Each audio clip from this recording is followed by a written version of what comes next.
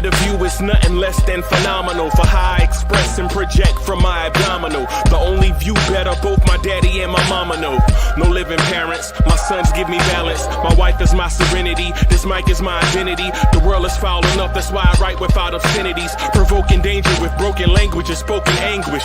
Begging to get hurt, why would you ask to go through changes? Yes, Lord, life's a chessboard, master the angles.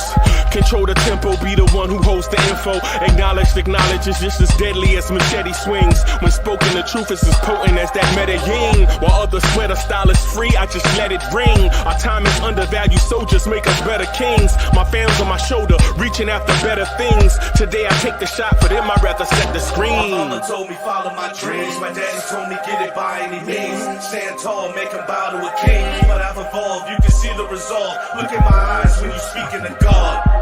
Life and for those who we caught up in using what I was taught with the muse. I guess they call it proving I'm more than an artist. Penciling out my darkest while stenciling out a harvest. And storing what gets me from A to B, just like garages. Instrumental with collages. Envision what I've been drawing. Broadway to give you rhythm like the great Lena Horne. So bent on, found comfort in the storm. Find peace and on when you see them others perform. Organized chaos, I'll cast it like hey ya.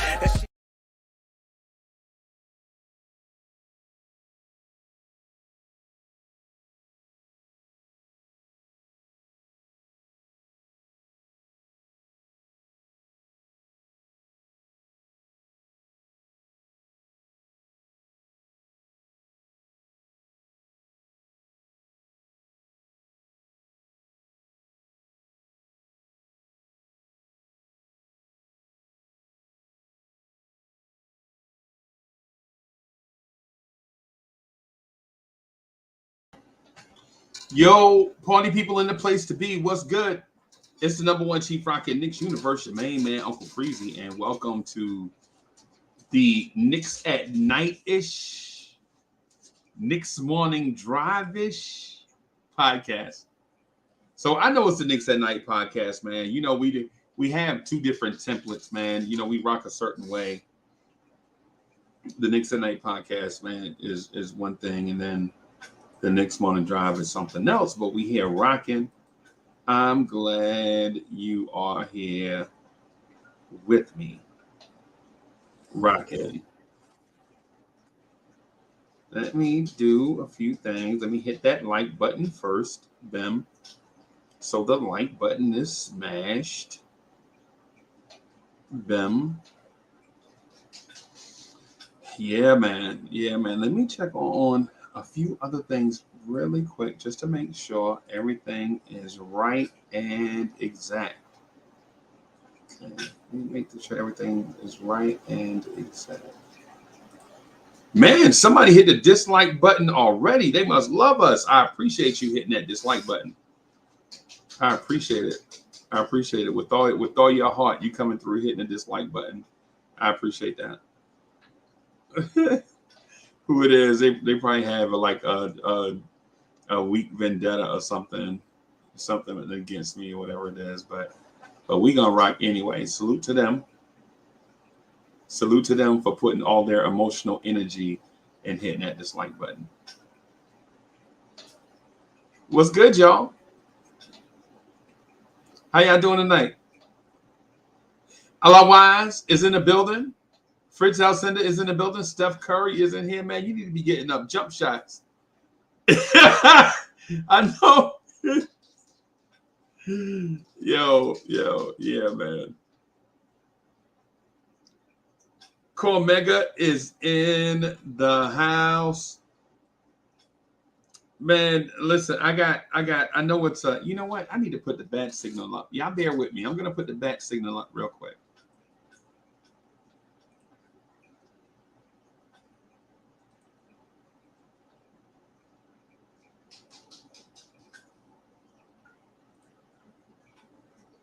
Yeah, I'm just gonna put the bat signal up real quick, y'all.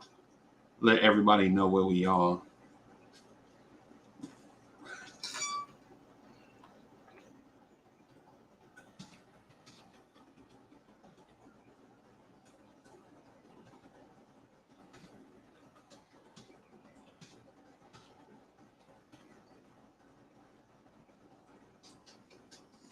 Bim.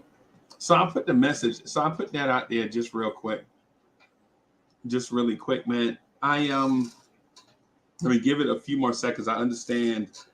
I understand that you know I didn't give everybody fair enough warning, you know, to where we were going to be. And so I'm just gonna let the chat build up for a few moments, and then I'm gonna get into this thing that I've been wanting to get into for a while, right? And basically what that is do we need balance on the roster? Do the Knicks need balance on the roster? And is there a guy out there that can give us better defense than Mitchell Robinson? Meanwhile, pass the ball and shoot it. Is there a guy out there that can do that for us?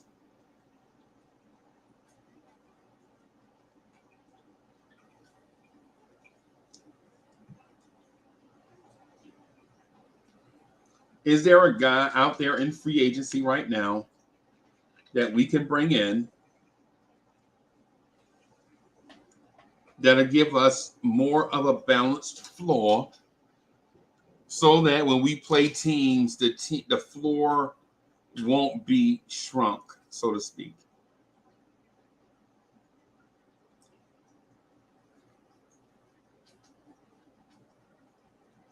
Right. What I'm gonna do is this. I'll get right into it then. I'll get right into it then, and just go ahead and say this. I hear you, Knicks fans. I hear you. You tell me all the time that we need shooters. All the time. DSJ is in the house.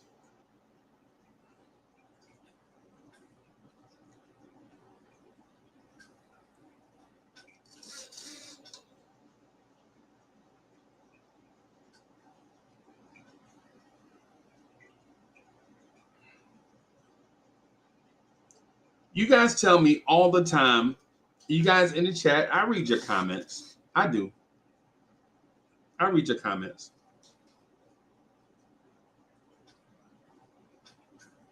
I do. I don't get a chance to read them all, but I read the comment section. I mean, I'm not obsessed with it. No, I'm not obsessed with it. I ain't gonna lie. But there are valid points made. There are valid points made. And one of the points that's made is we need to add more shooting. And I'm here to tell you, just off of GP, right? Just off of GP or general purpose or good purpose, however you want to phrase it. Signing Brook Lopez to a 3-year, $75 million deal. He'll make about $25 million per. To me, I think is a good idea.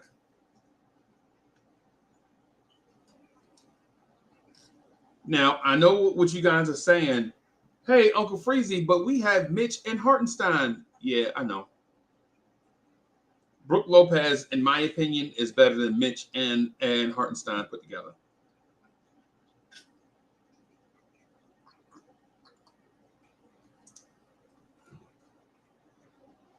Just the mere fact that this man is all NBA defense and shoot three-pointers at 37, 38% means off the rip, he's better than any center that we have.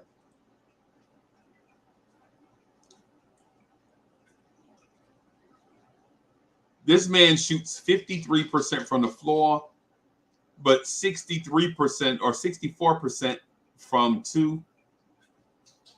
78% from the free throw line. For his career, he's about an 80% free throw shooter. So just by merely adding him to the starting lineup means there are no more hacks at the rim, right? There are no more hacks at the rim. As soon as he catches it, they get hacked. No, because this man can knock down free throws. I like Mitch and I like Hartenstein, but if we're talking about taking advantage of Jalen Brunson's window, Julius Randle's window, Shot Legacy is in the building. What's good? If we're talking about taking advantage of Jalen Brunson's window, Julius Randle's window, making Grimes better, making IQ better, I think the move is sign this man in free agency,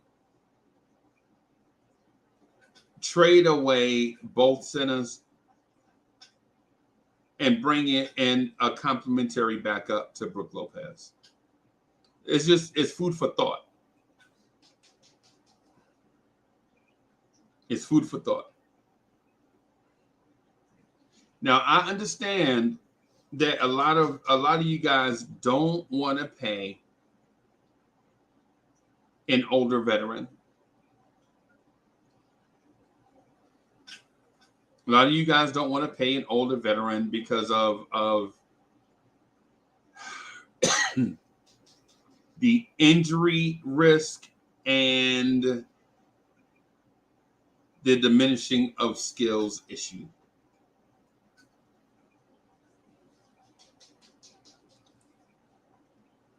But if I told you you can bring in a guy that's going to be durable for one, stretch the floor for two, and be an all-NBA defender for three, why would you not swap Hartenstein and Mitchell Robinson for him?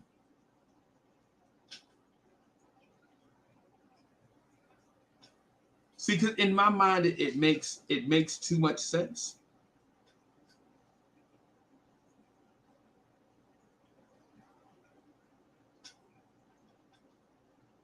In my mind, it makes too much sense. But at the same time, you know, we always have heartstrings.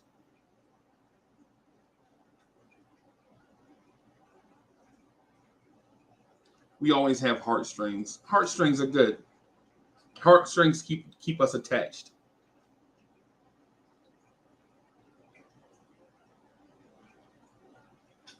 They keep us attached. So heartstrings are good.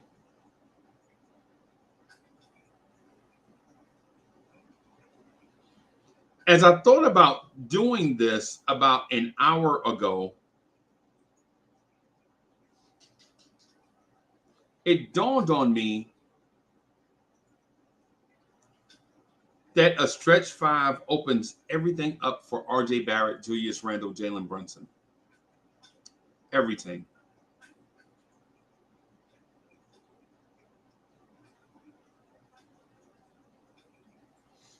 What does a wide open floor offer the Knicks? Everything. Everything. Now, what does that mean for Mitchell Robinson and Hartenstein? That means we would probably have to move them for wing players, wing depth or something. Would an NBA team be interested in two starting caliber centers for some wing depth? I think they would.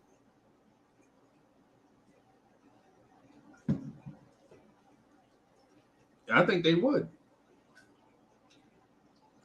As a matter of fact, I could see us trading Mitch and Hartenstein to San Antonio.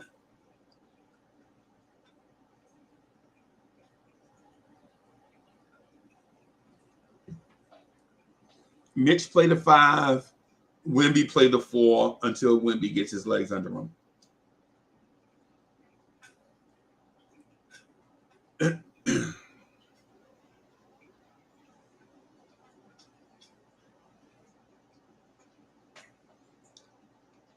DSJ says, if we are able to acquire Brook Lopez, fire Tibbs for the greater good. I have a feeling that fire Tibbs for the greater good is gonna be the finisher of any statement that's made.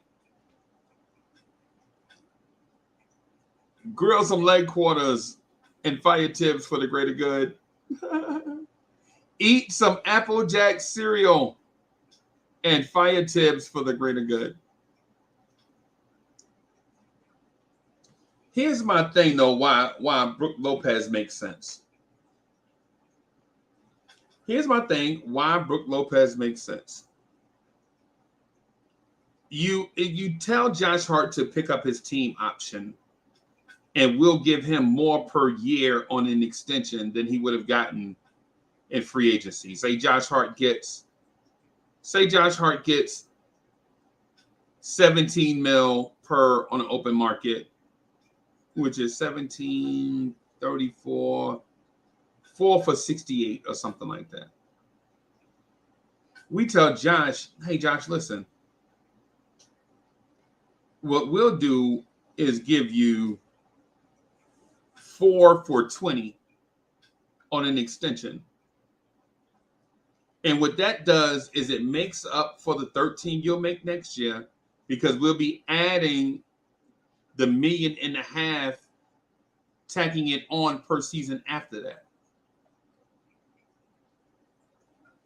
So basically, Josh, what you'd be getting is 5 years, $18 million. And what you do with that saving is bring in Brook Lopez. The money that you would have paid Josh Hart and the money you saved from Derrick Rose, you paid that to Brook Lopez.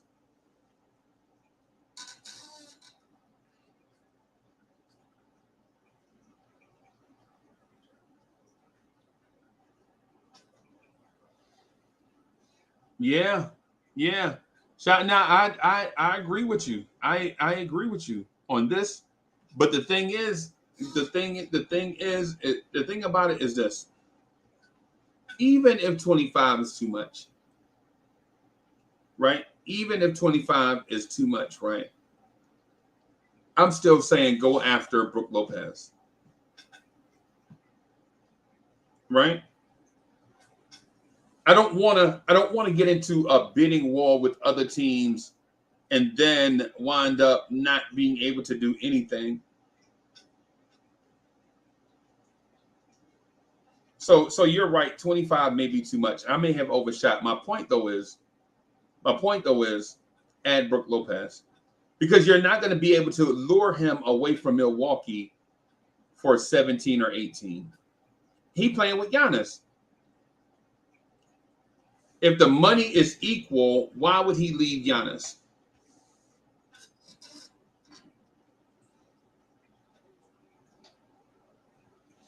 Coach is in the house. What's good, Coach? So I feel you. I feel you on that. Just understand where I'm coming from with it. So whatever dollar amount you say, hey, RC Creative is in the house.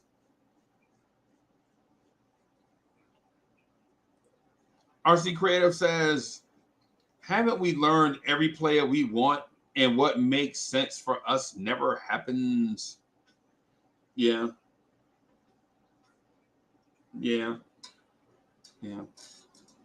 I would at least look to explore it, though. I'm going to ask you guys, would you like to see a balanced floor? He and Mitch average somewhere in about the same neighborhood of rebounds. I think this dude averages 7. Mitch averages about 8. Bronx Mel is in the house. What's good?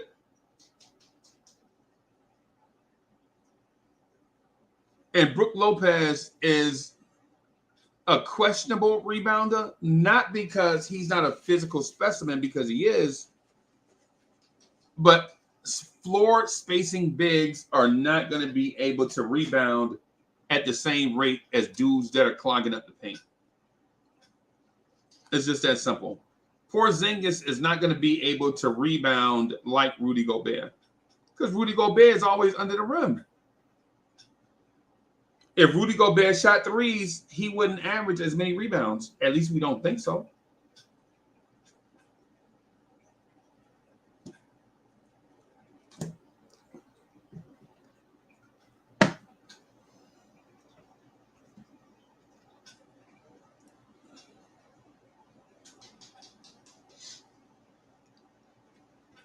What I'm going to say is, even if we are able to bring in Brook Lopez for less, for us, that's a win. That's a dub. That's a dub for us.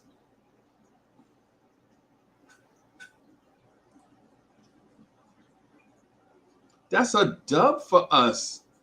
Say if we can bring him in at 21, does that not feel like a victory for us? And you're getting one of the better screeners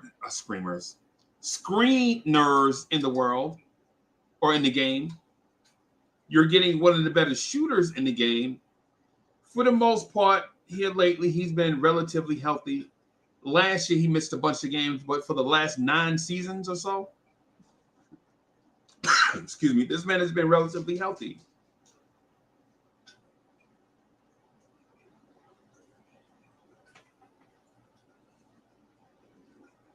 RC Creative. Now we talking. You know the difference between Brook Lopez and Vucevic? Vucevic is high usage on offense, and Brook Lopez is by far the better defender of Mitchell Robinson, Hartenstein, and Vucevic put together. Think about this: Vucevic, Hartenstein, Mitchell Robinson have never won any defensive awards, anything. With Brook Lopez, think of Brook Lopez as a Mitchell Robinson with offensive game, right? As opposed to a Vucevic with defensive game.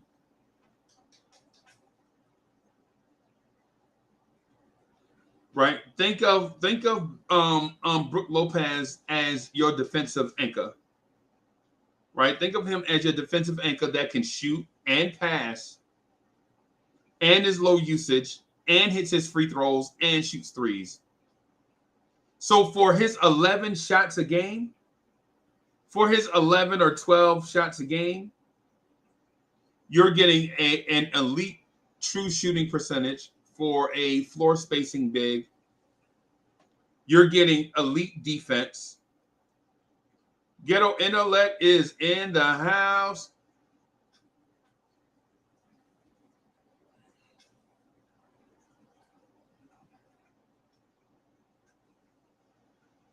I think Brook Lopez probably solves so many issues that if you go out and get him, you're thinking to yourself like, okay, I just signed this guy.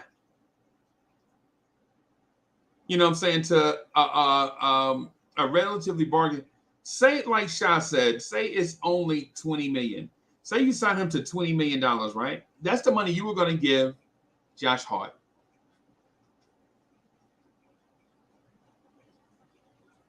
That's the money you were going to give Josh Hart. Whether it's 17 and a half, 18, 19, 20, it don't matter. 20 million. I'm saying approximately that's the money you were going to give Josh Hart. So instead of giving that money to a role player with major upside and major flaws, you're giving it to a starting center with championship experience.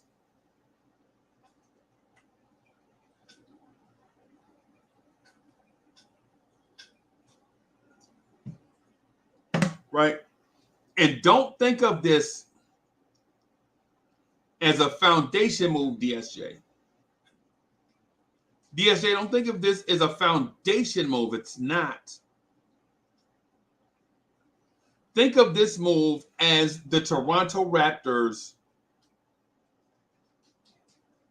trading for Marc Gasol.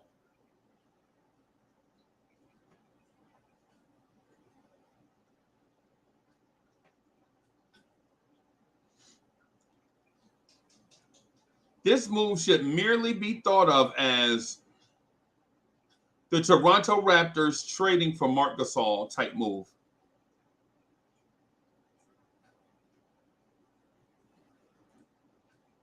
Coach says, you don't want a 6'4" power forward shooting guard that can't shoot? Brook Lopez would be our Marc Gasol type move, right?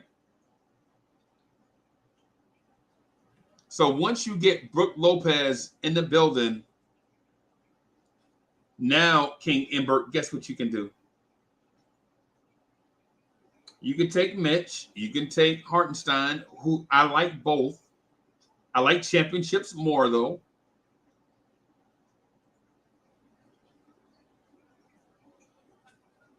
You can take Mitch. You can take Hartenstein and look to acquire your superstar. What superstar, Uncle Freezy? I don't care. Whatever superstar you like. What superstar do you like? I don't care which one it is. Cormega, what superstar do you like?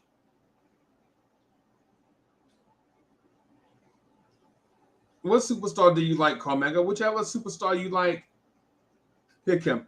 Yo, DB is in the house.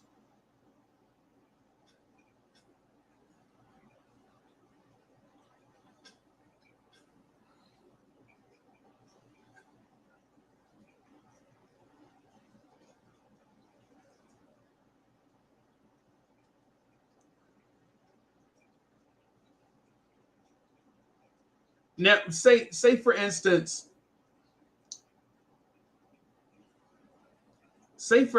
you have a specific guy you like, right? Say for instance, you have a guy you like.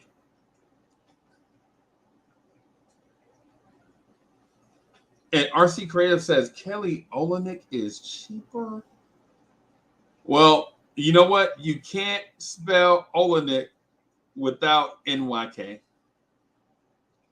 That's what people have been saying forever. You can't spell Olynyk without NYK. Right? But Kelly Olynyk is not an all NBA defensive guy. And Kelly Olynyk is not 7 foot 282. Right? Kelly Olynyk is not a piece on the championship team. No disrespect to Kelly Olynyk, but maybe Kelly Olynyk off the bench behind Brook Lopez. How about that?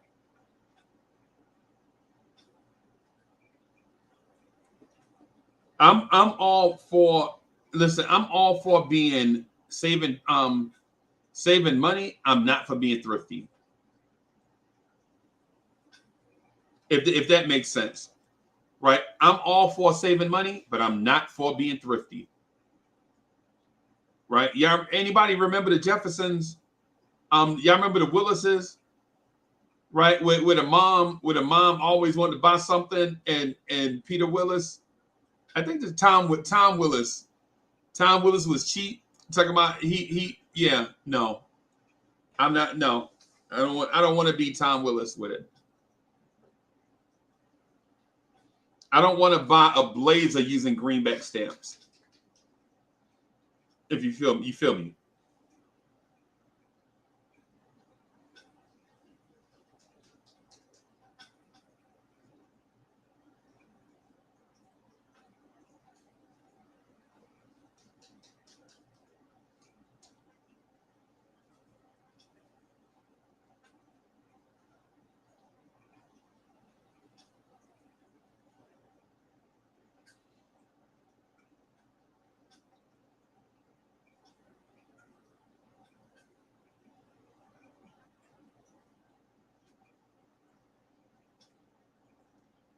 I don't want to be. I don't want to be.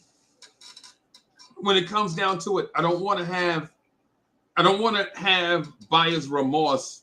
I don't want to be in a situation where we could have had Brook Lopez and then we play, and I'm just fast forwarding, say, to the playoffs, and we're in a heated Eastern Conference final with Philadelphia, and we don't have anybody to stop Joel Embiid.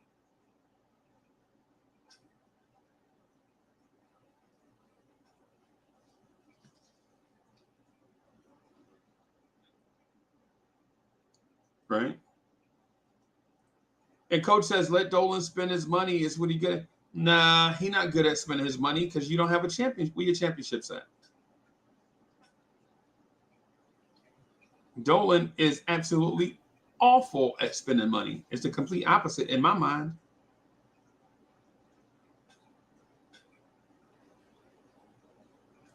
Dolan is terrible at spending money. Dolan doesn't have any championships.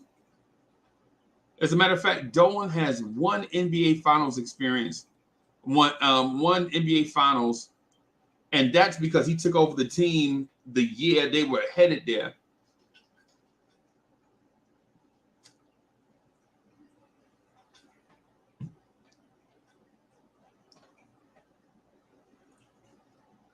The thing about additions is additions are not always the end all. So when you see the addition, you don't automatically have to assume that that's just because it's the new addition doesn't mean it's the finishing piece, right? You gotta let some of your pieces on the bench, your young guys, turn from boys to men, for one, right? And then it's like you get your starting five, you get your 6-man, and then say after 7, 8, 9, 10, you bring all these people, all of them together, and like everybody is hitting in full force, so to speak.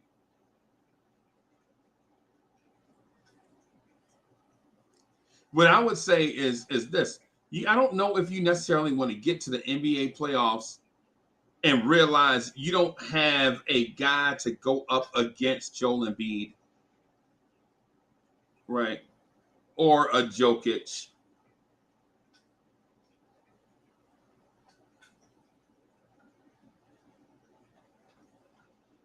Right. Yeah. Hey, Cormac, I'm with you. Bring him in, allow him to do what he is good at. That's it. Allow him to do what he is good at.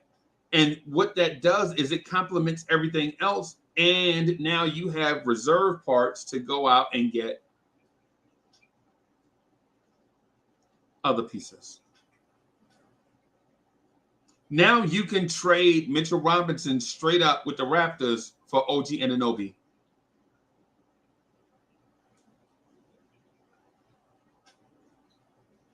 Or now you can take these extra pieces and go get your Paul George, your Zach LaVine, and now you have Brunson, LaVine, Randall, Brook Lopez.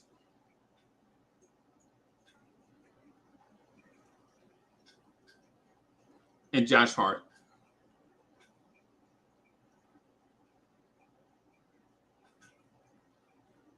And while it doesn't sound attractive in the summertime,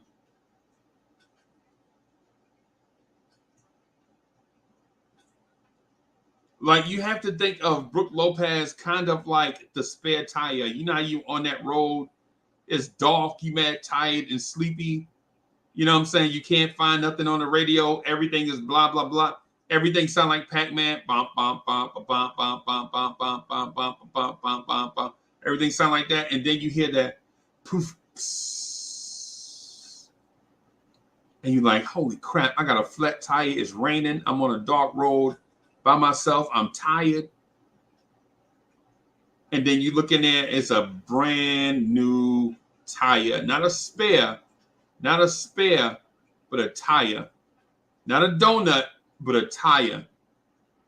The same as what you got is brand new. All you got to do is go put that tire on, and now you can keep on cruising and get home safe. That's what a Brook Lopez edition is like for us, right? We won't necessarily depend on him, but he'll be there when we need him, right? We won't depend on him for the scoring load, right? We don't want him to get out there and be out there sham guarding on centers. All we want is elite defense.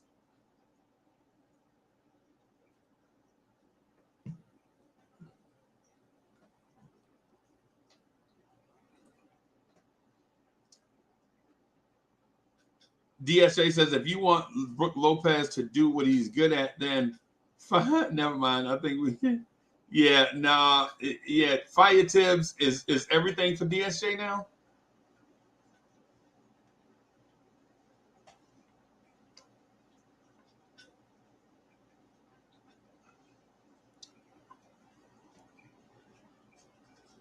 DSJ, we have to look at it like Brook Lopez is just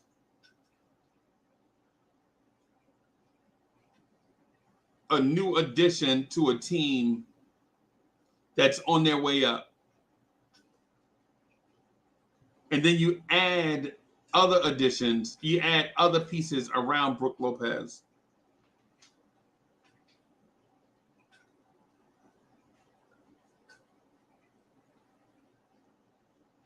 It's smart in a sense.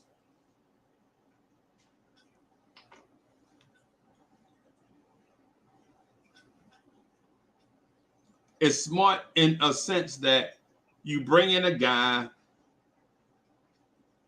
he helps you with all the things you're weak at. Defense, well, defense is not weak, but you get what I'm saying. Offense, shot blocking. He's a better shot blocker than Mitch. He's a better defender than Mitch. He's a better shooter than Mitch. He's a better passer than Mitch. He's a better free throw shooter than Mitch. And he's a better winner. You know how I know? He's got a championship.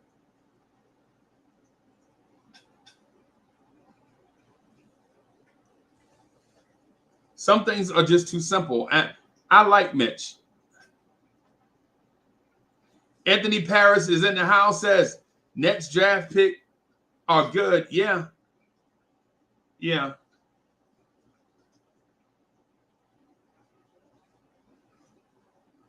Yeah, I'm with you on it. So I wanted to put this out here. I ain't gonna be here long, but I just wanted to put this out here for some content. I'm gonna get out of here, go eat some Crunch and Munch, and probably go watch Juice for the third time or the 30th time. I think we're gonna do the Knicks Morning Drive in the morning. That's gonna be dope. I'm gonna get out of here. Thank y'all for watching this really short, brief consideration.